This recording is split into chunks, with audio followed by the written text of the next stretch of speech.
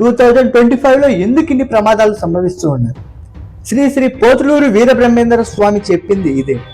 అసలు పోతులూరు వీరబ్రహ్మేంద్ర స్వామి ఏం చెప్పారంటే, కలియుగంలో లేనిపోని కొన్ని సంఘటనల ద్వారా చాలా వరకు మరణిస్తూ ఉన్నారని చెప్పారు. దాంట్లో ఒకటి, కరోనా టైంలో చాలా వరకు లక్షలాది మంది చనిపోతారని చెప్పాడు. అది నిజంగానే జరిగింది. నెంబర్ 2, ఈ యొక్క టెక్నాలజీ ఎక్కువ అవడం వల్ల చనిపోవడం జరుగుతుంది. ముందు కాలంలో మనం చూస్తే కనుక మన అమ్మ వాళ్ళు కానీ మన నాన్న వాళ్ళు టైంలో ఎద్దులు బండులతో ప్రయాణాలు సాగించేవాళ్ళు. కానీ ఇప్పుడు బైక్స్ అంటారు, కార్స్ అంటారు, ఏరోప్లేన్స్ అంటారు, ట్రైన్ అంటారు. వీటి ద్వారా పెను ప్రమాదాలు ఎక్కువగా సంభవిస్తూ ఉన్నాయి. మీరే చెప్పండి మిత్రమా, ఇప్పుడు జరుగుతున్నటువంటిది ముందు జరిగినటువంటిది వీటి మధ్య వేరియేషన్స్ ఎలా ఉన్నాయి?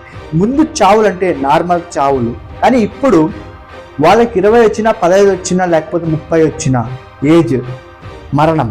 ఎలా? యాక్సిడెంట్, ఘోరాది ఘోరం. అక్కడ బస్సు పడిపోయింది, ఇక్కడ బైక్ పడిపోయింది, అక్కడ ఏరోప్లేన్ పడిపోయింది, ఇక్కడ ట్రైన్ పడిపోయింది.